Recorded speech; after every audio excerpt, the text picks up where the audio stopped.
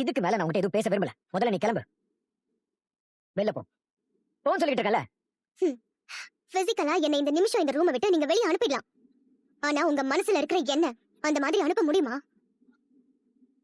அது உங்களால முடியாதுன்னு எனக்கு நல்லா தெரியும். ஏன்னா ஒரு ஆணோட மனசுல இருந்து அவனோட முதல் காதல் எப்பவுமே அழியாது. உங்களால என்ன மறக்க முடியல, அதுதான் உண்மை. அத நீங்க மறக்க முயற்சி பண்ணாலும் உங்க முகமே எனக்கு அதை காட்டி கொடுத்துடும். இல்லனா அவ்வளவு சீரியஸான மீட்டிங்ல பேசிக்கிட்டு இருந்தப்போ நீங்க என்ன அடிக்கடி பாத்திருப்பீங்களா? சும்மா பைத்தியக்காரத்தனமா உளறாத.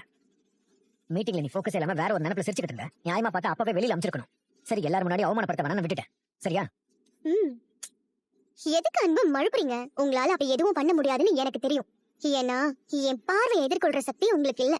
அதனாலதான் அவ்வளவு தடுமாற்றம். என்ன லூசா நீ? சும்மா நீயே ஏதாவது கற்பனை பண்ணிட்டு ஏதோ உளறிக்கிட்டு இருக்க.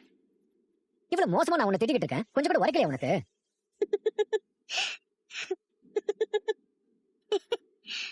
ஏய், நிஜமா உனக்கு பைத்தியம் தான் பிடிச்சிருக்கா? இல்லனா நான் இவ்வளவு சீரியஸா பேசிக்கிட்டு இருக்கோம், நீ சிரிப்பியா? ஏன் அன்பு டென்ஷன் ஆகுறீங்க? நீங்க இப்போ என் மேல காட்டுற கோவம், வெறுப்பு எல்லாமே போய் என்னை எப்படி அவாய்ட் பண்றதுன்னு உங்களுக்கு தெரியல.